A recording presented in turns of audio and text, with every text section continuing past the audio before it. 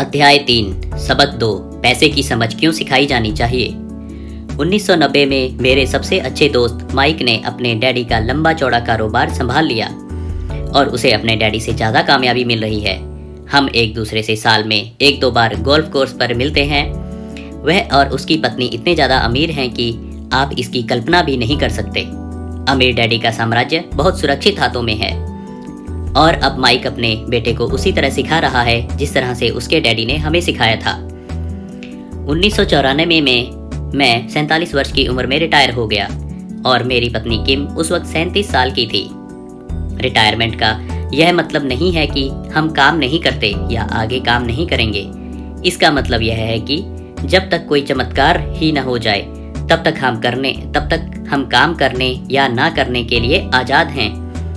इसका कारण यह है कि हमारी दौलत अपने आप बढ़ती रहती है, मुद्रास्फीति की दर से कहीं ज़्यादा तेज रफ्तार से।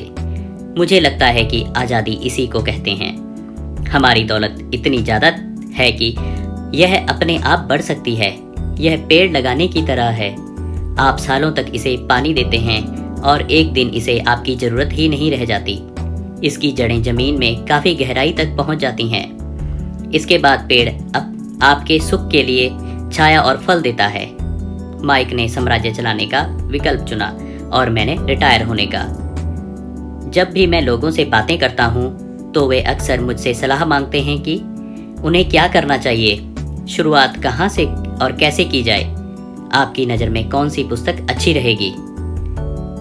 सबसे अमीर बिजनेसमैन। 1923 में हमारे सबसे महान नेता और सबसे अमीर बिजनेसमैन शिकागो में एजवाटर बीच पर इकट्ठे हुए। ये लोग बहुत मशहूर थे। चार्ल्स श्वाब सबसे बड़ी स्टील कंपनी के मुखिया थे। सैमुअल इंसुल दुनिया का सबसे बड़ी यूटिलिटी के अध्यक्ष थे। हार्वर्ड हॉब्सन सबसे बड़ी गैस कंपनी के मुखिया थे। आइवर क्रूजर दुनिया के सबसे बड़ी कंपनियों में से एक इंटरनेशनल मैच कंपनी के अध्यक्ष थे। Leon Fraser Bank of International Settlements के अध्यक्ष थे। Richard Whitney New York Stock Exchange के मुखिया थे। आर्थर कॉटन और जेसी लिवरमोर सबसे बड़े 2 स्टॉक स्पेकुलेटर्स शेयर का कारोबार करने वाले थे और एल्बर्ट फॉल प्रेसिडेंट हार्डिंग के कैबिनेट में मंत्री थे। 25 साल बाद इनमें से 9 लोगों का अंत इस तरह हुआ। श्वाब 5 साल तक कर्ज में डूबे रहने के बाद गरीबी में मरे। इंसुल की मौत विदेश में दिवालियेपन की हालत में हुई। क्रूजर और कॉटन भी गरीबी में मरे। हॉब्सन पागल हो गए। व्हिटनी और अल्बर्ट फॉल उस समय जेल से रिहा हुए थे। फ्रेजर और लिवरमोर आत्महत्या कर चुके थे। शायद कोई भी ठीक से यह नहीं बता सकता कि इन लोगों के साथ ऐसा क्यों हुआ। यह 1923 की बात है। हम इसका अंदाजा तो लगा सकते हैं कि यह 1929 के मार्केट क्रैश और बड़ी आर्थिक मंदी के ठीक पहले का समय था। मंदी का इन लोगों पर निश्चित रूप से बहुत ज़्यादा असर हुआ होगा। देखने वाली बात यह है कि आज हम इन लोगों से ज़्यादा मुश्किल समय में जी रहे हैं। परिवर्तन ज़्यादा तेज़ी से हो रहे हैं और पूरी दुनिया में हो रहे हैं। मुझे लगता है कि आने वाले 25 सालों में बहुत से ऐसे उतार चढ़ाव आएंगे जो इन लोगों द्वारा झेले गए उतार चढ़ावों की तरह ही होंगे। मुझे यह चिंता है कि बहुत से लोग सिर्फ पैसे पर अपना ध्यान लगाए बैठे हैं और अपनी सबसे बड़ी दौलत पर ध्यान नहीं दे रहे हैं, जिसका नाम है शिक्षा। अगर लोग लचीले होंगे, दिमाग खुला रखने और सीखने के लिए तैयार रहें तो इन परिवर्तनों के बावजूद वे बहुत अमीर बन सकते हैं। अगर लोग यह सोचेंगे कि पैसा ही उनकी समस्याओं को सुलझा सकता है तो ऐसे लोगों के लिए आगे आने वाला समय बहुत परेशानी भरा होगा। बुद्धि से समस्याएं सुलझती हैं और पैसा आता है। अगर आपके पास पैसे की समझ नहीं है तो पैसा चाहे आ भी जाए पर ज़्यादा देर तक नहीं टिकता। ज़्यादातर लोग जिंदगी भर यह नहीं समझ पाते कि असल बात यह नहीं है कि आप कितना पैसा कमा पाते हैं, बल्कि यह है कि आप कितना पैसा रख पाते हैं। हमने लॉटरी जीतने वाले उन गरीब लोगों की कहानियाँ सुनी हैं जो अचानक अमीर बन जाते हैं, पर कुछ समय बाद वे फिर से गरीब हो जाते हैं। ये लोग लाखों करोड़ों जीतते हैं, फिर भी वे लौटकर वहीं आ जाते हैं जहां से उन्होंने शुरू किया था। आपने उन व्यावसायिक एथलीट्स की कहानियां भी पढ़ी होंगी जो 24 साल की उम्र में हर साल करोड़ों डॉलर कमाते हैं और 34 साल की उम्र में उन्हें पुल के नीचे सोना पड़ता है। आज ही के अखबार में एक युवा बास्केटबॉल खिलाड़ी की खबर छपी है जो 1 साल पहले करोड़ों का मालिक था। आज वह यह शिकायत करता फिर रहा है कि उसके दोस्तों, वकीलों और अकाउंटेंट्स ने उसके पैसे हड़प लिए और इसी वजह से आज उसे बहुत कम मजदूरी पर कार धोने का काम करना पड़ रहा है। वह सिर्फ 29 साल का है। उसे कार धोने के काम से भी निकाल दिया गया। इसकी वजह यह थी कि उसने कार साफ करते समय अपनी चैंपियनशिप रिंग उतारने से मना कर दिया और इसलिए उसकी खबर अखबार में ही छप गई। वह अपने निकाले जाने का विरोध कर रहा है और कहता है कि यह भेदभाव है। अंगूठी ही तो उसकी महान जिंदगी की इकलौती निशानी है।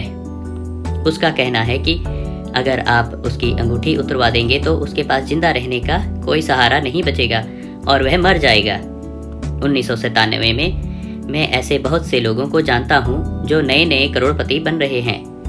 एक बार फिर यह 1920 के उछाल वाले दशक की याद दिला देता है। हालांकि मैं खुश हूँ कि इतने ज़्यादा लोग अमीर बनते जा रहे हैं, परंतु मैं उन्हें चेतावनी देना चाहता हूँ कि लंबे समय में यह महत्वपूर्ण नहीं है कि आपने कितना पैसा कमाया, बल्कि महत्वपूर्ण यह है कि आपने कितना पैसा रखा और आपने कितनी पीढ़ियों तक उस पैसे को सहेजा। तो जब लोग मुझसे पूछते हैं कि हम किस तरह शुरू करें या मुझे बताइए कि जल्दी से अमीर कैसे बना जा सकता है, तो वे मेरे जवाब से बहुत निराश होते हैं। मैं उनसे सिर्फ यही कहता हूँ कि मेरे अमीर डैडी ने मुझे बचपन में कहा था, अगर तुम अमीर बनना चाहते हो तो तुम्हारे पास पैसे की समझ होनी चाहिए। जब भी मैं अमीर डैडी से मिलता था, यह विचार मेरे दिमाग में हर बार ठोका जाता था। जैसा मैंने कहा, मेरे पढ़े लिखे डैडी हमेशा किताबें पढ़ने के फायदे बताते रहते थे। दूसरी तरफ मेरे अमीर डैडी वित्तीय साक्षरता पर पैसे की समझ को विकसित करने पर जोर देते थे। अगर आप एम्पायर स्टेट बिल्डिंग बनाने जा रहे हैं तो सबसे पहले आपको एक गहरा खड्डा खोदना पड़ेगा और एक मजबूत नींव डालनी होगी। अगर आप किसी उपनगर में एक अमीर में एक घर बनाने जा रहे हैं तो आपके सिर्फ 6 इंच का कंक्रीट का स्लैब डालना होगा। ज़्यादातर लोग अमीर बनने के चक्कर में 6 इंच के स्लैब पर एम्पायर स्टेट बिल्डिंग खड़ी करना चाहते हैं। हमारा स्कूल सिस्टम उस जमाने का है जब खेती किसानी ही अर्थव्यवस्था का आधार थी। आज भी यह बिना नींव के घरों में भरोसा करता है। धूल का फर्ज आज भी लोकप्रिय है, इसलिए स्कूल से निकलने वाले बच्चों की कोई आर्थिक नींव नहीं होती। एक दिन जब उन्हें नींद नहीं आती और वे कर्ज में डूब जाते हैं तो वे अमेरिकी सपने को देखते हैं और यह फैसला करते हैं कि पैसे की जो समस्या उनके सामने खड़ी है उसे अमीर होकर ही सुलझाया जा सकता है। इमारत बनाना शुरू हो जाती है। यह तेजी से ऊपर बढ़ती है और जल्दी ही एम्पायर स्टेट बिल्डिंग की बजाय हमारे पास सबर्बिया का लीनिंग टावर जैसा होता है। हमारी रातों की नींद एक बार फिर उड़ जाती है। माइक और मेरे लिए दोनों ही विकल्प संभव थे क्योंकि हमारी आर्थिक नींव मजबूत थी और पैसे की समझ हमें बचपन से ही सिखाई गई थी। देखा जाए तो अकाउंटिंग शायद दुनिया का सबसे बोरिंग विषय है। यह बहुत उलझन भरा विषय भी है, परंतु अगर आप लंबे समय तक अमीर बने रहना चाहते हैं तो यह सबसे महत्वपूर्ण विषय भी है। सवाल यह है कि आप इस बोरिंग और उलझन भरे विषय को अपने बच्चे को किस तरह सिखा सकते हैं। इस सवाल का जवाब है इसे आसान बनाकर। पहले इसे तस्वीरों के जरिए सिखाएं। अमीर डैडी ने माइक और मेरे लिए एक मजबूत आर्थिक नींव डाली थी। क्योंकि हम लोग छोटे बच्चे थे, इसलिए उन्होंने हमें सिखाने का एक आसान तरीका इजाद किया। सालों तक वे केवल चित्र बनाते रहे और उनके साथ शब्दों का इस्तेमाल करते हमें समझाते रहे। जब माइक और मैंने उन आसान डायग्राम की मदद से आर्थिक शब्दावली और पैसे के खेल को समझ लिया तो इसके कई सालों बाद अमीर डैडी ने अंकों का जोड़ना शुरू किया। आज माइक को जितने अकाउंटिंग विश्लेषण की ज़रूरत है वह उससे भी कहीं सूक्ष्म और जटिल विश्लेषण कर सकता है। उसके पास 10 अरब डॉलर का साम्राज्य है। मैं इतना ज़्यादा जटिल विश्लेषण नहीं करता क्योंकि मेरा साम्राज्य छोटा है, परंतु हम दोनों की ही नींव आसान नींव थी। आगे आने वाले पृष्ठों में मैं आपके सामने वही आसान से चित्र खींचूंगा जो माइक के डैडी ने हमारे लिए खींचे थे। हालांकि वे आसान हैं, परंतु इन चित्रों के सहारे उन्होंने 2 छोटे बच्चों को ठोस और गहरी नींव पर दौलत का बड़ा महल बनाना सिखाया। नियम 1, आपको संपत्ति या असेट्स और दायित्व अथवा लाइबिलिटीज़ का अंतर पता होना चाहिए और हमेशा संपत्ति ही खरीदनी चाहिए। अगर आप अमीर बनना चाहते हैं तो आपको बस इतना ही जानने की ज़रूरत है।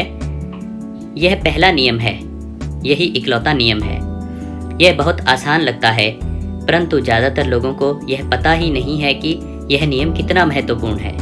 ज़्यादातर लोग पैसे की समस्याओं में सिर्फ इसलिए उलझे रहते हैं क्योंकि उन्हें यह पता ही नहीं है कि संपत्ति और दायित्व मीन्स लाइबिलिटीज़ में क्या फ़र्क होता है।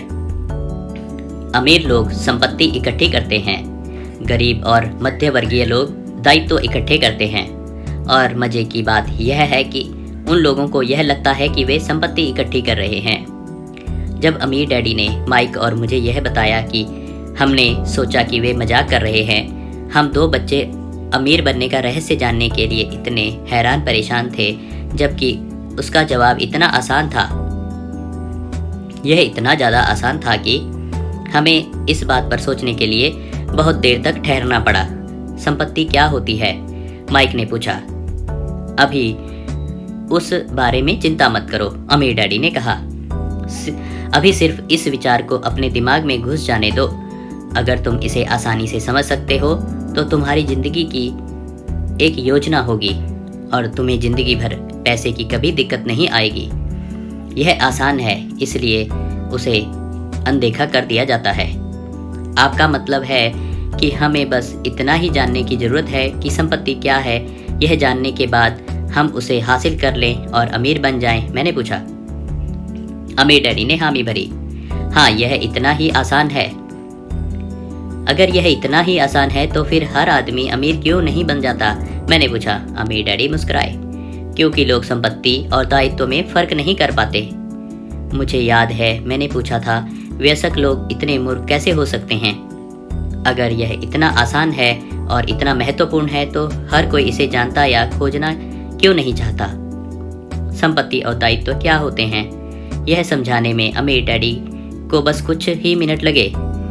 बड़े लोगों को यह नियम समझाने में मुझे बहुत कठिनाई होती है। क्यों? क्योंकि बड़े लोग ज़्यादा स्मार्ट होते हैं। मैंने अक्सर देखा है कि ज़्यादातर लोग आसान विचारों को नहीं समझ पाते। इसका कारण यह है कि उनकी शिक्षा अलग तरह से हुई है। उन्हें दूसरे प्रोफेशनल्स ने पढ़ाया है, जैसे bankers, accountants, real estate agents, financial planners इत्यादि। ज़्यादातर बड़े लोगों के सामने मुश्किल यह होती है कि उन्हें बहुत कुछ भूलना पड़ता है और एक बार फिर से बच्चा बनना पड़ता है। एक समझदार वयस्क को अक्सर ऐसा लगता है कि आसान परिभाषाओं पर ध्यान देना मूर्खता है। अमीर डैडी KISS सिद्धांत में यकीन करते थे। Keep it simple stupid. मूर्ख, इसे आसान ही रहने दो। इसलिए वे हम 2 छोटे बच्चों को सबक को आसान बनाते थे और इस तरह उन्होंने हमारे पैसे की नींव को ज़्यादा मजबूत बना दिया। तो दिक्कत या उलझन किस बात में आती है?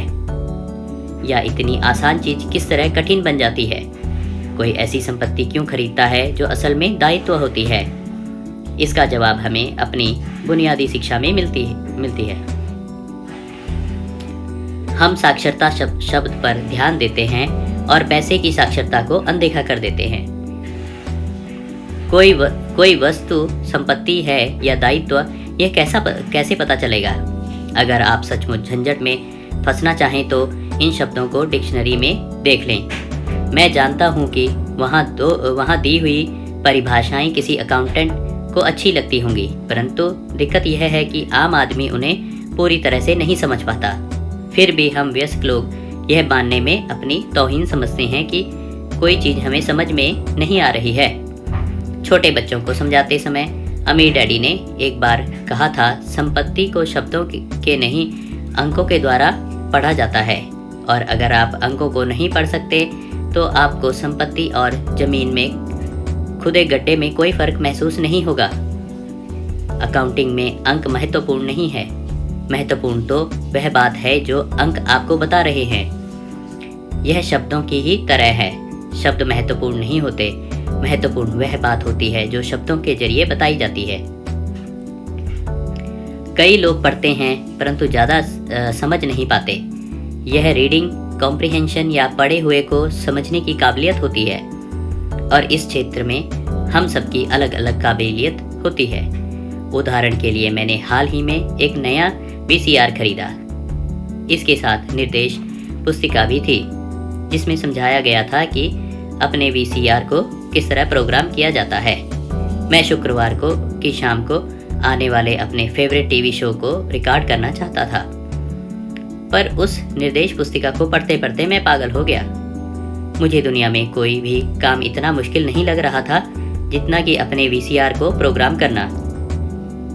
मैं शब्दों को पढ़ सकता था, परंतु इसके बावजूद मुझे समझ में कुछ नहीं आ रहा था। मुझे शब्दों को पहचानने में A मिल रहा था, परंतु उन्हें समझने में मुझे F मिल रहा था, और यही ज़्यादातर लोगों के साथ पैसे के मामले में होता है। अगर आप अमीर बनना चाहते हैं तो आपको अंकों को पढ़ना और उन्हें समझना आना चाहिए। मैंने अपने अमीर डैडी से यह बात हजारों बार सुनी है, और मैंने यह भी सुना है अमीर लोग संपत्ति इकट्ठी करते हैं जबकि गरीब लोग और मध्यम वर्गीय लोग दायित्व इकट्ठे करते हैं। यहाँ यह बताया जा रहा है कि संपत्ति और दायित्व में क्या फ़र्क होता है। ज़्यादातर अकाउंटेंट और फाइनेंशियल प्रोफेशनल परिभाषाओं पर आपस में सहमत नहीं होते, परंतु यह आसान चित्र या रेखा चित्र दो छोटे बच्चों के लिए मजबूत वित्तीय नींव डालने में बड़े काम आए। बहुत छोटे बच्चों को सिखाने के हिसाब से अमीर डैडी ने हर चीज़ को बहुत आसान बनाए रखा, और जहाँ तक बन पड़ा उन्होंने चित्र या रेखा चित्र का प्रयोग ज़्यादा किया, शब्दों का उपयोग कम से कम किया, और अंकों का तो कई वर्षों तक इस्तेमाल ही नहीं किया। यह एक संपत्ति का कैश फ्लो पैटर्न है। आय, व्यय, संपत्ति, दायित्व। ऊपर दिया हुआ बॉक्स एक इनकम स्टेटमेंट है, जिसे अक्सर लाभ और हानि का स्टेटमेंट भी कहा जाता है। यह आमदनी और खर्च बताता है, आने वाला पैसा और जाने वाला पैसा। नीचे का चित्र बैलेंस शीट है। इसे इसलिए यह कहा जाता है क्योंकि इसमें संपत्ति और दायित्वों को एक साथ मिलाकर देखा जाता है, यानी उन्हें बैलेंस किया जाता है। कुछ लोग जिनमें पैसे की समझ नहीं होती, इनकम स्टेटमेंट और बैलेंस शीट के बीच के संबंध को नहीं जानते। यह संबंध जानना बहुत जरूरी है। पैसे की तंगी की असली वजह यह होती है कि लोग संपत्ति और दायित्व के बीच के अंतर को ठीक से नहीं समझ पाते।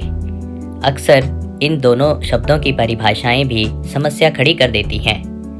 अगर आपको दुविधा में पढ़ना अच्छा लगता है तो आप शब्दकोश उठाकर उसमें संपत्ति और दायित्व शब्दों का मतलब देख लें। अब इन परिभाषाओं का मतलब अकाउंटेंट को तो अच्छी तरह समझ में आ सकता है, परंतु आम आदमी के लिए यह वैसी ही बात हो गई जैसे परिभाषा का मतलब मैंडेरिन जैसी किसी विदेशी भाषा में लिख दिया गया हो। आप परिभाषा में लिखे शब्दों को तो पढ़ सकते हैं, परंतु उन्हें अच्छी तरह समझना कठिन है। इसलिए जैसा मैंने पहले कहा था, मेरे अमीर डैडी ने हमेशा दोनों छोटे बच्चों को यह आसान परिभाषा सिखाई। संपत्ति वह होती है जो आपकी जेब में पैसा डालती है। अच्छी, आसान और उपयोग में आने वाली परिभाषा। यह एक दायित्व का कैश फ्लो पैटर्न है। आय, व्यय, संपत्ति, दायित्व। अब चूंकि संपत्ति और दायित्व को चित्रों से समझा दिया गया है, इसलिए शब्दों में दी गई परिभाषाओं को समझना ज़्यादा आसान होगा। संपत्ति वह चीज है जो मेरी जेब में पैसे डालती है। दायित्व तो वह चीज है जो मेरी जेब से पैसे निकालती है। वास्तव में आपको इतना ही जानने की जरूरत है। अगर आप अमीर बनना चाहते हैं तो आप जिंदगी भर संपत्ति खरीदते रहिए। अगर आप गरीब या मध्य वर्गीय आदमी बनना चाहते हैं तो आप दायित्व खरीदते रहिए। इनके बीच के फर्क को न जानने से ज़्यादातर लोग जीवन भर पैसे की तंगी से परेशान रहते हैं। पैसे के लिए आदमी इसलिए परेशान होता रहता है क्योंकि वह न तो शब्दों को समझ पाता है न ही अंकों को। जिन लोगों के सामने पैसे की मुश्किलें आ रही हैं, उन्हें यह समझ लेना चाहिए कि शब्दों या अंकों में ऐसा कुछ है जिसे वे पढ़ नहीं पा रहे हैं। कोई चीज़ ठीक से उनकी समझ में नहीं आ रही है। अमीर लोग इसलिए अमीर होते हैं क्योंकि इस मामले में वे पैसे की तंगी से परेशान लोगों से ज़्यादा समझदार होते हैं। तो अगर आप अमीर बनना चाहते हैं और अपनी दौलत को बनाए रखना चाहते हैं तो पैसे की साक्षरता और समझदारी महत्वपूर्ण है, शब्दों में भी और अंकों में भी। चित्रों में जो तीर लगे हैं वे पैसे के बहाव यानी कैश फ्लो को बताते हैं। ध्यान रखिए, सिर्फ अंकों से पूरी बात समझ में नहीं आती है और सिर्फ शब्दों से भी पूरी बात समझ में नहीं आती है। महत्व तो पूरी कहानी का होता है। किसी वित्तीय रिपोर्ट में अंकों को पढ़ना प्लॉट या कहानी ढूंढने की तरह ही है। पैसा कहाँ जा रहा है, इस बात की कहानी। 80% परिवारों की पैसे की कहानी यह होती है कि वे अमीर बनने के लिए कड़ी मेहनत करते जाते हैं। इसका कारण यह नहीं कि वे पैसा नहीं कमाते। असली कारण यह है कि वे जिंदगी भर संपत्ति की जगह दायित्व खरीदते रहते हैं। उदाहरण के तौर पर यह एक गरीब आदमी या घर पर रहने वाले नौजवान का कैश फ्लो पैटर्न है। रोजगार, आय, तनख्वाह, व्यय, टैक्स, भोजन, किराया, कपड़े, मनोरंजन, यात्रा। संपत्ति, दायित्व, यह मध्य वर्गीय आदमी का कैश फ्लो पैटर्न है। रोजगार, आय, व्यय, संपत्ति, दायित्व। रोजगार, आय, तनख्वाह, व्यय, टैक्स, मॉर्गेज, स्थायी व्यय, भोजन, कपड़े, मनोरंजन। संपत्ति, दायित्व, mortgage, consumer loans, credit card. यह एक अमीर आदमी का कैश फ्लो पैटर्न है। आय, व्यय, संपत्ति, दायित्व। आय, डिविडेंड्स, ब्याज, किराए से आय, रॉयल्टी। व्यय, संपत्ति, stock, bond, notes, real estate, बौद्धिक संपदा, दायित्व। जैसा कि आप देख सकते हैं, ये सभी चित्र बहुत ज़्यादा सरल बना दिए गए हैं। हम में से हर एक को जिंदा रहने के लिए खर्च करना पड़ता है। हम सभी को रोटी, कपड़े और मकान की ज़रूरत होती है। चित्र यह बताते हैं कि गरीब, मध्यवर्गीय और अमीर आदमी की जिंदगियों में पैसा किस तरह आता जाता है। कैश फ्लो पूरी कहानी बता देता है। इस कहानी में यह बताया जाता है कि वह आदमी अपने पैसे का किस तरह इस्तेमाल करता है। एक बार पैसा हाथ में आ जाने के बाद वह उस पैसे का क्या करता है। मैंने अपनी कहानी अमेरिका के सबसे अमीर व्यक्तियों से इसलिए शुरू की ताकि मैं यह बता सकूं कि इतने सारे लोगों की सोच में कहाँ गलती होती है। गलती यह होती है कि वे यह मानते हैं कि पैसे से सारी समस्याएं सुलझ जाती हैं। इसलिए जब लोग मुझसे फटाफट अमीर बनने के नुस्खे पूछते हैं तो मैं कांप जाता हूँ, या यह कि उन्हें कहाँ से शुरू करना चाहिए। मैं अक्सर सुनता हूँ, मैं कर्ज में हूँ इसलिए मुझे और ज़्यादा पैसे कमाने चाहिए। परंतु यह देखने में आया है कि ज़्यादा पैसे से समस्या नहीं सुलझती। सच कहा जाए तो इससे समस्या और ज़्यादा बढ़ सकती है। पैसा हमारे इंसानी कमजोरियों को अक्सर ज़्यादा उभार देता है। पैसा अक्सर हमारे ऐसे पहलू पर रोशनी डालता है जिसके बारे में हम अनजान रहते हैं। इसलिए अगर किसी आदमी को अचानक बहुत सी दौलत मिल जाए, जैसे पैतृक संपत्ति, तनख्वाह में भारी बढ़ोतरी या उसकी लॉटरी लग जाए, तो पैसा मिलने के कुछ समय बाद वह अपने पुराने हाल में पहुंच जाता है। और कई बार तो उससे भी बुरे हाल में। पैसा आपके दिमाग में चल रहे कैश फ्लो पैटर्न को उजागर करता है।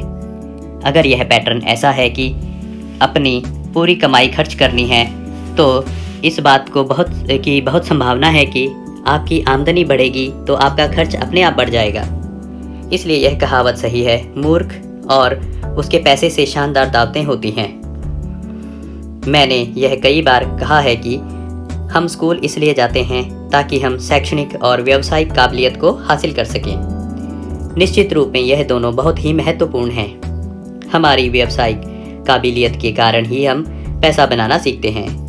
1960 के दशक में जब मैं हाई स्कूल में था, यह माना जाता था कि अगर कोई पढ़ने लिखने में अच्छा है तो वह होनहार विद्यार्थी आगे जाकर डॉक्टर बनेगा। अक्सर उस बच्चे से यह नहीं पूछा जाता था कि क्या वह डॉक्टर बनना चाहेगा, यह मान लिया जाता था। इसका कारण यह था कि इस धंधे में सबसे ज़्यादा पैसा नज़र आता था। आज डॉक्टरों के सामने पैसे के बहुत से संकट हैं जो भगवान न करे किसी और के सामने हों। बीमा कंपनियां इस व्यवसाय पर काबू किए हैं, सरकार भी दखल दे रही है और अदालतों में मुआवजे के केस दायर हो रहे हैं इत्यादि। आज बच्चे बास्केटबॉल स्टार बनना चाहते हैं, टाइगर वुड्स की तरह गोल्फर बनना चाहते हैं, कंप्यूटर विशेषज्ञ बनना चाहते हैं, movie star, rock star, beauty queen या वॉल स्ट्रीट पर ट्रेडर बनना चाहते हैं। इसलिए क्योंकि अब दौलत, शोहरत और इज्जत इन्हीं जगहों पर है। इसी कारण स्कूलों में बच्चों को अच्छा पढ़ने के लिए प्रेरित करना मुश्किल हो गया है। वे जानते हैं कि व्यावसायिक सफलता का शैक्षणिक सफलता से कोई सीधा संबंध नहीं है, जैसा कभी हुआ करता था। चूंकि विद्यार्थियों में स्कूल छोड़ते समय पैसे की कोई समझ नहीं होती है, इसलिए करोड़ों पढ़े लिखे लोग अपने कारोबार में तो सफल हो जाते हैं, परंतु बाद में वे पैसे की तंगी से जूझते रहते हैं। वे और ज़्यादा मेहनत करते हैं, परंतु अपनी समस्याओं से जीत नहीं पाते। उनकी शिक्षा में कमी यह नहीं है कि उन्हें पैसा कमाना नहीं सिखाया गया, बल्कि यह है कि उन्हें पैसा खर्च करने का तरीका नहीं सिखाया गया। पैसा बनाने के बाद उसका किस तरह इस्तेमाल किया जाए, उसे किस तरह संभाला जाए, इसे पैसे की समझ कहते हैं। पैसा एक बार कमाने के बाद उसका क्या किया जाए, इसे अपने पास कितने लंबे समय तक रोका जाए और अपने पैसे से कड़ी मेहनत कैसे करवाई जाए। ज़्यादातर लोग यह नहीं बता पाते कि उनके पैसे की तंगी का कारण क्या है। ऐसा इसलिए होता है क्योंकि उनमें कैश फ्लो की समझ नहीं होती।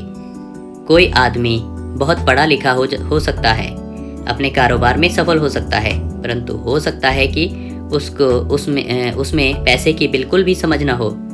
ऐसे लोग अक्सर ज़रूरत से ज़्यादा कड़ी मेहनत करते हैं, क्योंकि उन्होंने कड़ी मेहनत करना तो सीखा है, परंतु पैसे से अपने लिए कड़ी मेहनत करवाना नहीं सीखा। यह कहानी बताती है कि पैसे का सुख भरा सपना किस तरह दुख भरे सपने में बदल जाता है। कड़ी मेहनत करने वाले लोगों की फिल्मी कहानी एक घिसे पिटे ढर्रे पर चलती है। हाल में शादीशुदा खुश बहुत पढ़े लिखे पति पत्नी साथ साथ किराए के मकान में रहने लगते हैं। जल्दी ही उन्हें यह लगने लगता है कि वे पैसा बचा रहे हैं, क्योंकि दो लोगों के साथ साथ रहने का खर्च भी लगभग उतना ही होता है जितना कि अकेले आदमी का। समस्या यह है कि जिस अपार्टमेंट में वे रहते हैं वह छोटा है। वे अपने सपनों का घर खरीदने के लिए पैसे बचाने लगते हैं ताकि वे बच्चे पैदा कर सके। अब उनके पास 2 तनख्वाहें होती हैं और वे अपने करियर पर ज़्यादा ध्यान देने लगते हैं। उनकी आमदनी बढ़ने लगती है। जैसे जैसे उनकी आमदनी बढ़ने लगती है, आय, व्यय, संपत्ति, दायित्व, उनके खर्चे भी बढ़ने लगते हैं। आय, व्यय, संपत्ति, दायित्व। ज़्यादातर लोगों के लिए पहले नंबर का खर्च होता है टैक्स। कई लोग सोचते हैं इनकम टैक्स, परंतु ज़्यादातर लोगों के लिए सबसे बड़ा टैक्स होता है सोशल सिक्योरिटी टैक्स। कर्मचारी को ऐसा लगता है कि social security tax, Medicare tax को मिलाकर कुल टैक्स लगभग 7.5% के करीब होता है, परंतु हकीकत में यह 15% होता है, क्योंकि आपके बॉस को भी सोशल सिक्योरिटी की उतनी ही रकम मिलानी पड़ती है। मुद्दे की बात यह है कि यह वह पैसा है जो आपका बॉस आपको नहीं दे सकता। इससे भी बड़ी बात यह है कि आपको अपने वेतन में से कटे सोशल सिक्योरिटी टैक्स की रकम पर इनकम टैक्स भी देना पड़ता है, और यह ऐसी आमदनी होती है जो आपके हाथ में नहीं आई है। बल्कि सीधे ही सोशल सिक्योरिटी में चली गई है। फिर दायित्व बढ़ने लगते हैं। इसे समझने का सबसे आसान तरीका यह है कि हम वापस युवा पति पत्नी की कहानी की तरफ चलें।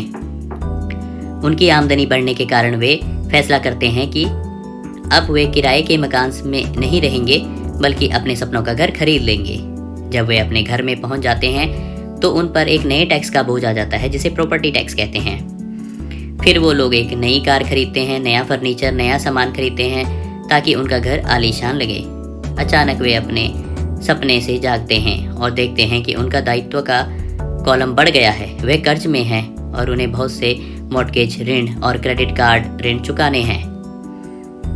अब वे चूहा दौड़ में फंस चुके हैं। एक बच्चा पैदा हो जाता है। वे और कड़ी मेहनत करते हैं। प्रक्रिया फिर दोहराई जाती है। ज़्यादा पैसा आता है, उस पर ज़्यादा टैक्स लगता है, जिसे ब्रैकेट क्रीप भी कहा जाता है। तभी उनके पास डाक में एक और क्रेडिट कार्ड आ जाता है। वे उसका इस्तेमाल करते हैं। वह ख़त्म हो जाता है। तभी एक लोन कंपनी का आदमी आकर उन्हें बताता है कि उनकी सबसे बड़ी संपत्ति, उनके घर की कीमत बढ़ गई है। कंपनी उन्हें एक बिल कंसोलिडेशन लोन देने का ऑफ़र देती है क्योंकि उनकी क्रेडिट बहुत अच्छी है। कंपनी उन्हें यह भी बताती है कि समझदारी इसी में होगी कि वे अपनी ऊंची ब्याज दर के पर लिए गए कंज्यूमर लोन को उनके क्रेडिट कार्ड से चुका दें, और इसके अलावा उनके घर पर लगने वाले ब्याज से उन्हें टैक्स में छूट भी मिलेगी। वे ऐसा ही करते हैं और ज़्यादा ब्याज दर वाले क्रेडिट कार्ड का भुगतान कर देते हैं। इसके बाद वे राहत की सांस लेते हैं। उन्हें क्रेडिट कार्ड का हिसाब साफ कर दिया है। अब उन्होंने अपने उपभोक्ता ऋण को होम मॉर्टगेज में बदल दिया है।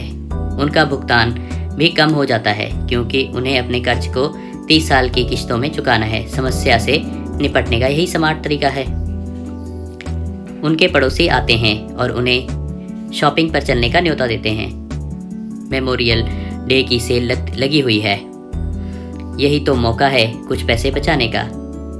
वे अपने आप से कहते हैं, मैं कुछ नहीं खरीदूंगा, मैं तो सिर्फ देखने जा रहा हूँ। परंतु अगर कोई चीज़ जम जाए तो उसे खरीदने की उम्मीद में अपने क्रेडिट कार्ड को ले जाना नहीं भूलते। मैं ऐसे युवा दंपति से हर समय टकराता हूँ। उनके नाम बदलते रहते हैं, परंतु उनकी पैसे की तंगी एक सी ही रहती है। वे मेरी चर्चाओं में यह सुनने के लिए आते हैं कि मैं इस बारे में क्या कहता हूँ। वे मुझसे पूछते हैं, क्या आप उन्हें बता सकते हैं कि और ज़्यादा पैसा कैसे कमाया जा सकता है? उनकी खर्चीली आदतों ने उन्हें और ज़्यादा कमाने के लिए मजबूर कर दिया है। वे इतना भी नहीं जानते कि दरअसल पैसा कमाने की नहीं, बल्कि पैसा सही तरह से खर्च करने की ज़रूरत है। यही पैसे की तंगी का कारण है। यह समस्या इसलिए पैदा होती है क्योंकि उनमें पैसे की समझ नहीं होती। यह समस्या इसलिए और भी भयानक हो जाती है क्योंकि वे संपत्ति और दायित्व के फर्क को नहीं समझ पाते। मेरा मानना है कि ज़्यादा पैसे से शायद ही कभी किसी की पैसे की समस्या सुलझती है। समस्याएं समझदारी से सुलझती हैं। मेरा एक दोस्त बार बार कर्ज में फंसे लोगों को यही सलाह देता है, अगर आपको लगता है कि अब आपने अपने आप को किसी गड्ढे में फंसा लिया है तो गड्ढा खोदना बंद कर दो। मेरे डैडी बचपन में हमें बताया करते थे कि जापानी लोग 3 ताकतों को मानते थे, तलवार की ताकत, रत्नों की ताकत और दर्पण की ताकत। तलवार हथियारों की ताकत का प्रतीक थी। अमेरिका ने हथियारों पर खरबों डॉलर खर्च किए दिए हैं और इसी कारण वह आज विश्व में सबसे ताकतवर देश है। रत्न पैसे की ताकत का प्रतीक है। इस कहावत में कुछ तो सच्चाई है। यह स्वर्णिम नियम याद रखो, जिसके पास स्वर्ण है वही नियम बनाता है। दर्पण आत्मज्ञान का प्रतीक है। जापानी दंत कथा के अनुसार यह आत्मज्ञान इन तीनों में सबसे कीमती वस्तु थी। गरीब और मध्यवर्गीय लोग अक्सर धन की ताकत से नियंत्रित होते हैं। वे सुबह सुबह उठकर कड़ी मेहनत करने यानी नौकरी करने चले जाते हैं। खुद से यह तक नहीं पूछते कि क्या ऐसा करना समझदारी है। पैसे की ताकत न होने के कारण ज़्यादातर लोग पैसे की डरावनी ताकत को यह इजाज़त दे देते हैं वह उन्हें काबू में कर ले। पैसे की ताकत उनके विरोध में इस्तेमाल होती है। अगर वे दर्पण की ताकत का इस्तेमाल करते तो वे खुद को यह सवाल पूछते, क्या इसमें समझदारी है? बहुत बार अपनी अंदरूनी समझदारी पर भरोसा करने की बजाय लोग भीड़ के साथ साथ चलने लगते हैं।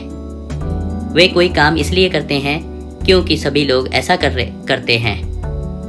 वे सवाल पूछने की बजाय नकल करते रहते हैं। अक्सर वे नासमझी के कारण वही दोहराते रहते हैं जो उन्हें सिखाया गया है।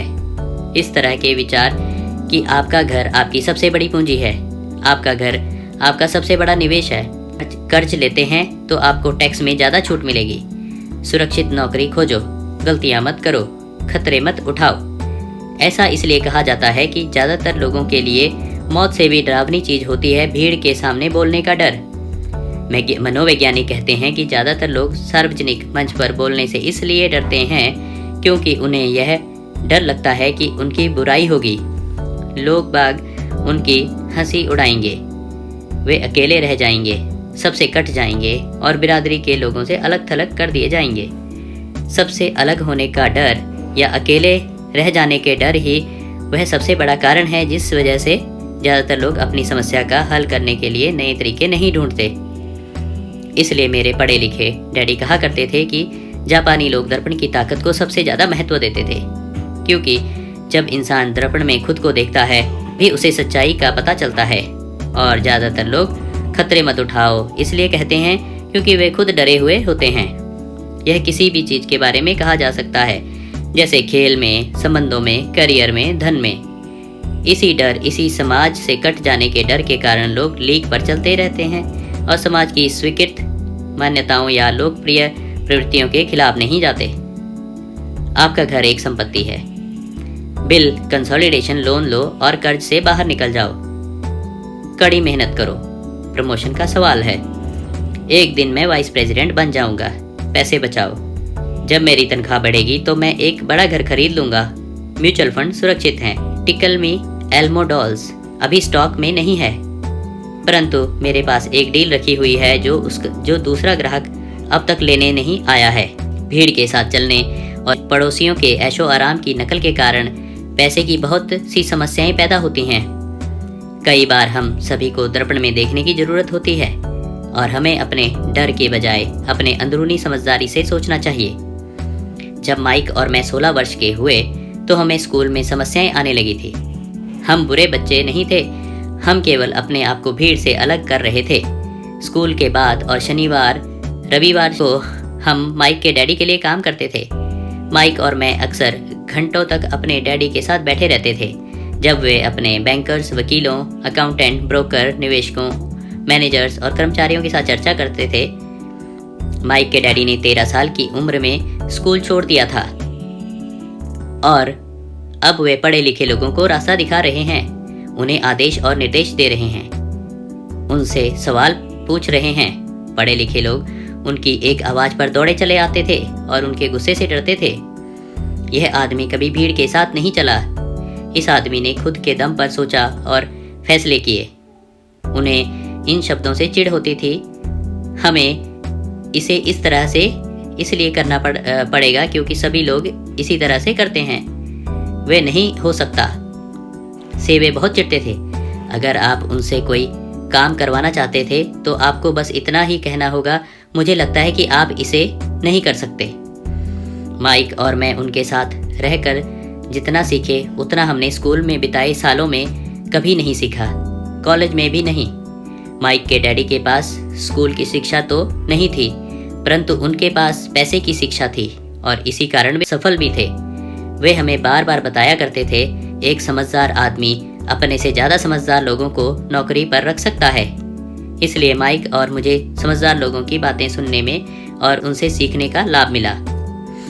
परंतु इसके कारण माइक और मैं दोनों ही उस सामाजिक मान्यता के साथ नहीं चल पाए जो हमारे शिक्षक हमें सिखाते थे और इस वजह से कई समस्याएं पैदा हो गई।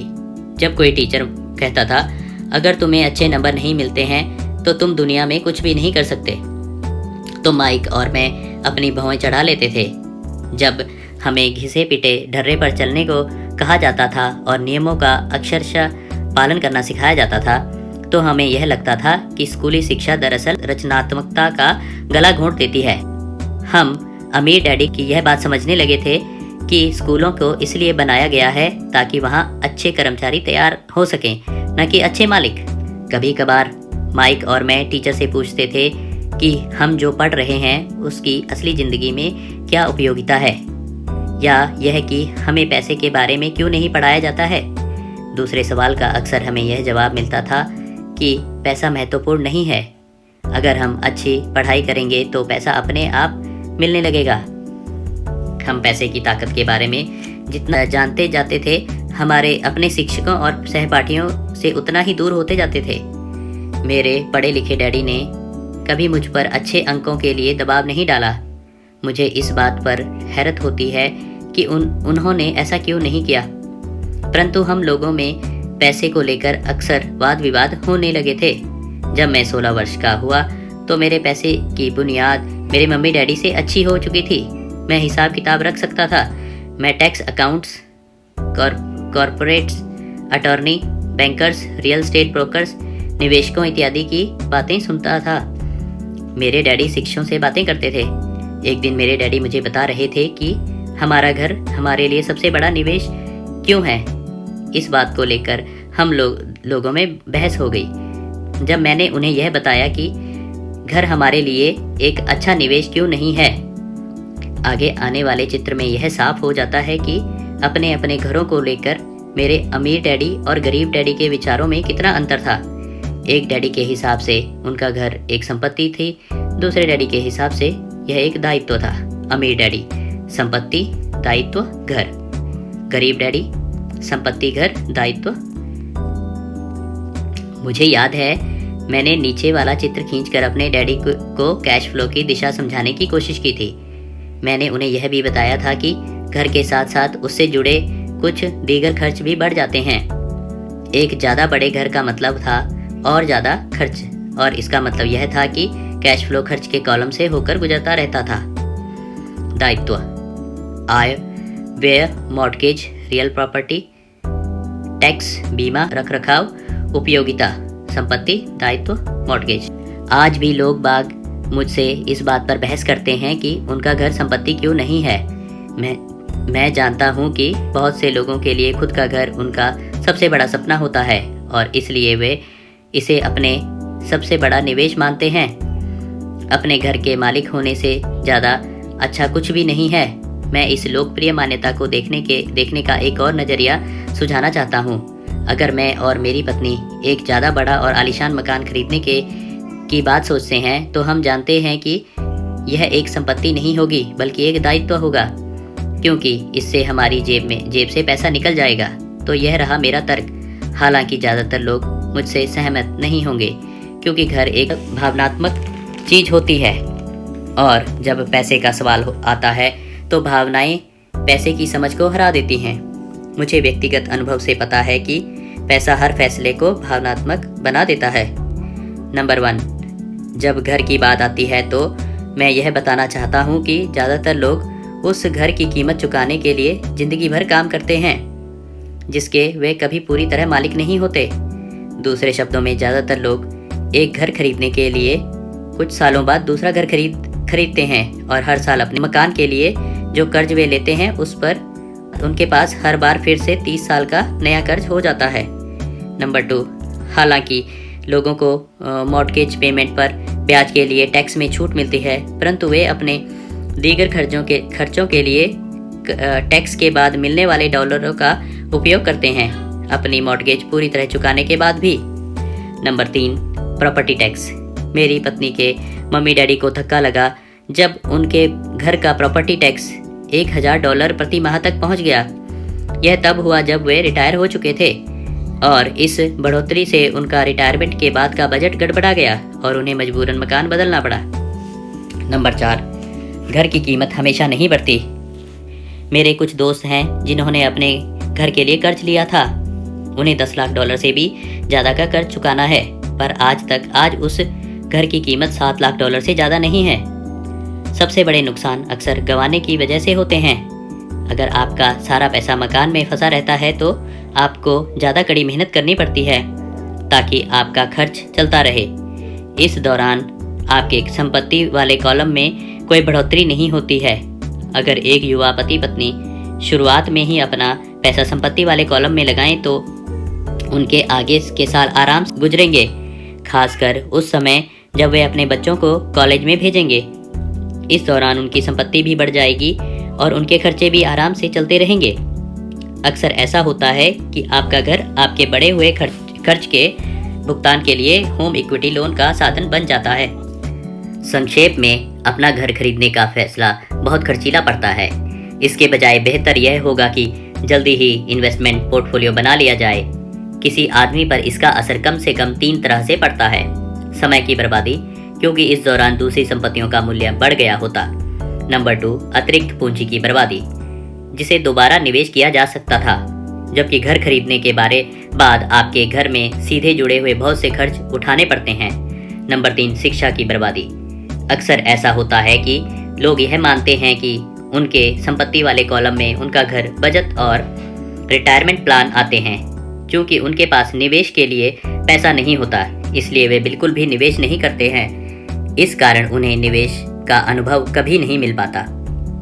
ज़्यादातर लोग कभी एक समझदार निवेशक नहीं बन पाते और सबसे बढ़िया निवेश सामान्य तौर पर सबसे पहले समझदार निवेशकों को बेचे जाते हैं, जो बाद में उन्हें सुरक्षित खेलने वाले लोगों को बेच देते हैं।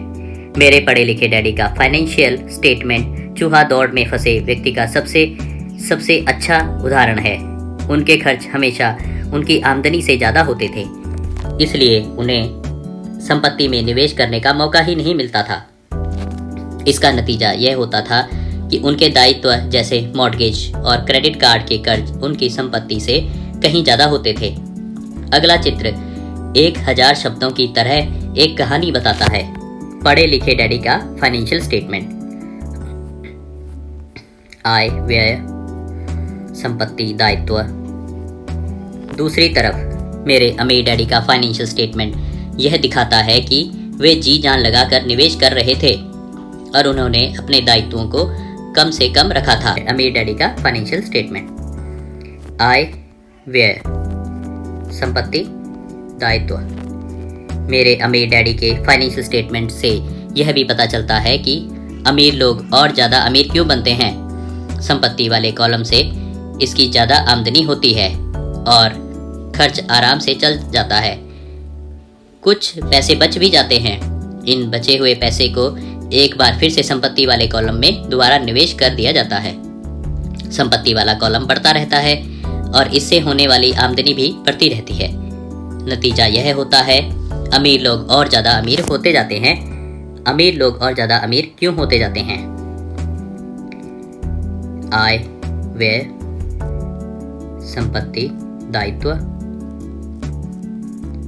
मध्य वर्ग के लोग हमेशा पैसे की तंगी से जूझते रहते हैं। उनकी मूल आमदनी तनख्वाह से होती है और जैसे जैसे उनकी तनख्वाह बढ़ती है उनके टैक्स भी बढ़ते जाते हैं। इसके साथ ही आमदनी बढ़ने पर उनके खर्च भी बढ़ जाते हैं, इसलिए इसे चूहा दौड़ कहा गया है। यह लोग मानते हैं कि उनका घर उनकी मूल संपत्ति है, इसलिए वे आमदनी दिलाने वाली संपत्ति में निवेश नहीं करते। मध्य वर्ग को पैसे की तंगी क्यों होती है? आय, व्यय, संपत्ति, दायित्व। आज की कर्जदार सोसाइटी 2 बातें मानती है। पहली यह कि खुद का घर एक निवेश होता है और दूसरी यह कि तनख्वाह बढ़ने पर खर्च भी बढ़ना चाहिए या एक ज़्यादा बड़ा घर खरीद लेना चाहिए। बढ़ते हुए कर्ज के कारण परिवार ज़्यादा कर्ज में फंस जाते हैं और उन्हें पैसे की और ज़्यादा तंगी का सामना करना पड़ता है। हालांकि वे अपनी नौकरियों में लगातार तरक्की कर रहे हैं और उनकी तनख्वाह लगातार बढ़ती जा रही है। इसे हाई रिस्क लिविंग या बहुत जोखिम भरी जीवन शैली कहा जाता है और इसका कारण यह है कि ऐसे लोगों में पैसे की समझ नहीं होती। 1990 के दशक में नौकरियों में भारी कटौती से यह बात पता चली कि मध्य वर्ग पैसे के मामले में कितना असुरक्षित है। अचानक कंपनी पेंशन प्लान की जगह पर 401 के प्लान आ गए हैं। सोशल सिक्योरिटी निश्चित रूप से संकट में है और इसे रिटायरमेंट का सहारा भी नहीं बनाया जा सकता। मध्य वर्ग में घबराहट का माहौल पैदा हो गया है। आज एक अच्छी बात यह है कि ज़्यादातर लोग यह बातें समझते हैं और इसलिए उन्होंने म्यूचुअल फंड खरीदना शुरू कर दिया है। निवेश में हुई बढ़ोतरी के कारण ही हमने स्टॉक मार्केट में इतनी तेजी देखी है। आज मध्य वर्ग की बढ़ती मांग को पूरा करने के लिए नए नए म्यूचुअल फंड बनते जा रहे हैं। म्यूचुअल फंड इसलिए लोकप्रिय हैं क्योंकि वे सुरक्षा के प्रतीक हैं। औसत म्यूचुअल फंड खरीदने वाले आदमी नौकरी में, टैक्स और मॉर्गेज चुकाने में, अपने बच्चों की कॉलेज की फीस के लिए पैसे बचाने में और अपने क्रेडिट कार्ड का हिसाब साफ करने में बहुत ज़्यादा व्यस्त हैं। उनके पास इतना समय नहीं है कि वे निवेश करने की कला सीख सकें। इसलिए वे म्यूचुअल फंड के मैनेजर की काबिलियत पर भरोसा करते हैं। साथ ही चूंकि म्यूचुअल फंड कई तरह के निवेश करता है, इसलिए उन्हें ऐसा लगता है कि उनका पैसा ज़्यादा सुरक्षित है, क्योंकि यह कई टुकड़ों में बंट गया है या डाइवर्सिफाइड हो गया है। पढ़े लिखे मध्य वर्ग का यह समूह म्यूचुअल फंड ब्रोकर्स और फाइनेंशियल प्लानर्स के डाइवर्सिफाई के सिद्धांत को सही मानता है। सुरक्षित रहो, जोखिम से बचो। असली त्रासदी यह है कि पैसे की समझ न होने के कारण औसत मध्य वर्गीय लोग खतरों का सामना करते हैं। उनके सुरक्षित खेलने का असल कारण यह होता है कि उनके पास पैसे की तंगी होती है। उनकी बैलेंस शीट में बैलेंस नहीं होता। उनका संपत्ति वाला कॉलम तो खाली रहता है, जहां से आमदनी आती है, जबकि उनके दायित्वों वाला कॉलम पूरा भरा रहता है। सामान्य तौर पर उनकी आमदनी का इकलौता साधन उनका वेतन होता है। उनका जीवन यापन पूरी तरह से उनके बॉस पर निर्भर होता है। और जब सचमुच जिंदगी में एक बार आने का मौका आता है, तो वे लोग इस मौके का फायदा नहीं उठा पाते। क्योंकि वे इतनी कड़ी मेहनत कर रहे हैं, इसलिए वे सुरक्षित खेलते हैं, सबसे ज़्यादा टैक्स चुकाते हैं, कर्ज के बोझ में दबे रहते हैं। जैसा मैंने इस खंड के शुरू में कहा था, सबसे महत्वपूर्ण नियम यह है कि संपत्ति और दायित्व के बीच के अंतर को पहचाना जाए।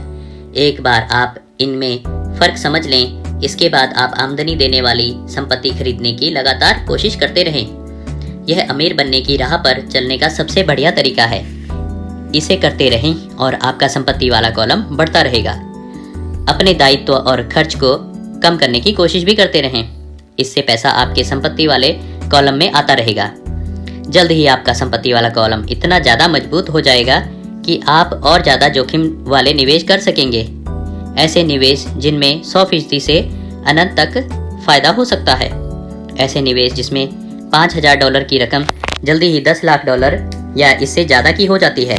ऐसे निवेश जिन्हें मध्य वर्गीय बहुत जोखिम भरा मानता है, ऐसे निवेश जोखिम भरे नहीं हैं। यह उस व्यक्ति के पैसे की नासमझी है, वित्तीय निरक्षरता है जो उसे बहुत जोखिम भरा बना देती है। अगर आप वही करते हैं जो सभी लोग करते हैं, तो आपको यह चित्र मिलेगा। आय मालिक के लिए काम, व्यय सरकार के लिए काम, संपत्ति दायित्व पैसे के लिए काम। एक कर्मचारी होने के नाते जो घर का मालिक भी है, आपकी नौकरी का पैटर्न सामान्यतः यह है। नंबर 1, आप किसी के लिए काम करते हैं।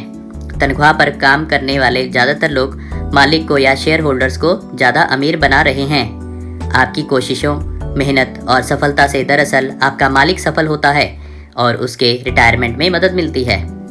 नंबर 2, आप सरकार के लिए काम करते हैं। आप इसे देख पाएं, इससे पहले ही सरकार आपकी तनख्वाह में से अपना हिस्सा ले लेती है।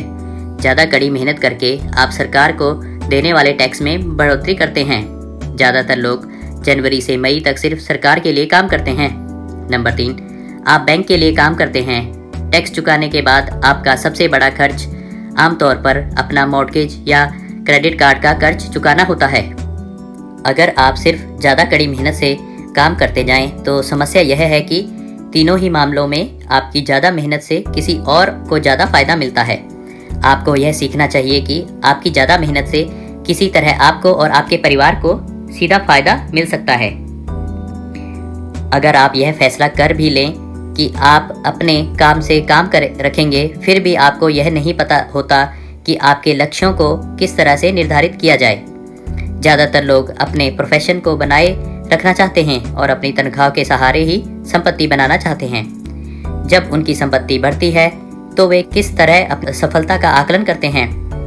कब कोई आदमी यह महसूस करता है कि वह अमीर है, कि उसके पास दौलत है। संपत्ति और दायित्व की मेरी अपनी परिभाषा की तरह दौलत के बारे में भी मेरी अपनी परिभाषा है।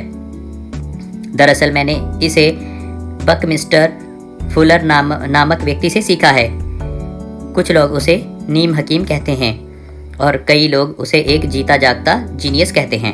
सालों पहले सभी वास्तुविद इसलिए हैरान हो गए थे क्योंकि 1961 में उसने जियोडेसिक डोम के पेटेंट के लिए आवेदन किया था और उस आवेदन में फुलर ने दौलत के बारे में भी कुछ कहा था। पहले तो उसका ठीक मतलब समझ में नहीं आया था, परंतु उसे कई बार पढ़ने के बाद इसका मतलब समझ में आने लगा। दौलत किसी आदमी को यह योग्यता है जिसके सहारे वह आगे आने वाले इतने दिनों तक जिंदा रह सकता है। यानी अगर मैं आज काम करना बंद कर दूं तो मैं कितने समय तक जिंदा रह सकता हूं। यह नेटवर्थ की तरह नहीं है जो आपकी संपत्ति और दायित्व के बीच का अंतर है। हर व्यक्ति को लगता है कि उसके पास जो सामान है वह बहुत कीमती है, परंतु इस परिभाषा से सचमुच सही आकलन किया जा सकता है। मैं अब आकलन कर सकता हूं और सचमुच जानता हूं कि आर्थिक रूप से आज़ाद होने के लिए मेरे लक्ष्य के संदर्भ में मैंने कितनी तरक्की कर ली है। हालांकि नेटवर्थ में ऐसी चीज़ें भी आ जाती हैं जिनसे पैसा नहीं आता, जैसे वह वस्तु जो आपके गैराज में खड़ी है। दौलत का सीधा सा हिसाब यह है कि आपका पैसा कितना पैसा बना रहा है और इसलिए आप आर्थिक रूप से कितने दिनों तक जिंदा रह सकते हैं। दौलत दरअसल संपत्ति के कॉलम की कैश फ्लो के दायित्व वाले कॉलम के साथ तुलना है। एक उदाहरण लें, यह कहें कि मेरे पास हर महीने में संपत्ति वाले कॉलम में $1000 का कैश फ्लो है और मेरा खर्च हर महीने $2000 है। मेरे पास कितनी दौलत है? अब हम बुक मिस्टर फुलर की परिभाषा की तरफ चलें। उनकी परिभाषा के हिसाब से मैं कितने दिनों तक जिंदा रह सकता हूँ। अगर हम एक महीने में 30 दिन मान लें तो इस परिभाषा के हिसाब से मैं 15 दिन तक जिंदा रह सकता हूँ। जब मैं अपनी संपत्ति से हर महीने $2000 का कैश फ्लो हासिल करने लग जाऊंगा तो मैं दौलतमंद हो जाऊंगा। हालांकि मैं अमीर नहीं हूँ, परंतु मैं दौलतमंद जरूर हूँ। हर महीने मेरी संपत्ति से मुझे जो आमदनी मिलती है वह मेरे महीने के खर्च के लिए काफ़ी होती है। अगर मैं अपने खर्च को बढ़ाना चाहता हूँ तो मुझे पहले अपनी संपत्ति में से आने वाले कैश फ्लो को बढ़ाना होगा। यह ध्यान रखें कि इस बिंदु पर मैं अपनी तनख्वाह पर बिल्कुल भी निर्भर नहीं हूँ। मैंने संपत्ति वाले कॉलम को भरने में जी तोड़ कोशिश की है और मैं इसमें सफल भी हुआ हूँ, जिसके कारण आज मैं आर्थिक रूप से आज़ाद हो गया हूँ। अगर मैं आज अपनी नौकरी छोड़ भी देता हूँ तो भी मेरी संपत्ति से इतना कैश फ्लो आता रहेगा कि मेरा खर्च आसानी से चलता रहेगा। मेरा अगला लक्ष्य यह होगा कि मेरी संपत्ति से आने वाले अतिरिक्त कैश फ्लो को फिर से संपत्ति वाले कॉलम में निवेश कर दिया जाए। मेरे संपत्ति वाले कॉलम में जितना ज़्यादा पैसा जाता है, मेरी संपत्ति वाला कॉलम उतना ही बढ़ता रहता है। मेरा संपत्ति वाला कॉलम जितना ज़्यादा बढ़ता है, वहाँ से उतना ही ज़्यादा कैश फ्लो आता है। और जब तक मैं अपने खर्च को आने वाले कैश फ्लो से कम रखता हूँ, तब तक मैं ज़्यादा अमीर बनता रहता हूँ। और ध्यान देने वाली बात यह है कि मेरी आमदनी शारीरिक मेहनत से नहीं बल्कि दूसरे जरियों से हो रही है। जब तक पुनर्निवेश की यह प्रक्रिया चलती रहती है, मैं अमीर बनने की राह पर तेजी से चलता रहूँगा। अमीरी की असली परिभाषा देखने वाले की निगाह में होती है। आप कभी अत्यधिक अमीर नहीं हो सकते। इस आसान सबक को याद रखें। अमीर संपत्ति खरीदते हैं, गरीब केवल खर्च करते हैं। मध्यवर्गीय दायित्व खरीदता है, परंतु यह सोचता है कि वह संपत्ति खरीद रहा है। तो किस तरह मैंने अपने काम से काम रखा? इस सवाल का जवाब क्या है? मैकडॉनल्ड के मालिक की बात सुने। सबक 3, अपने काम से काम रखो।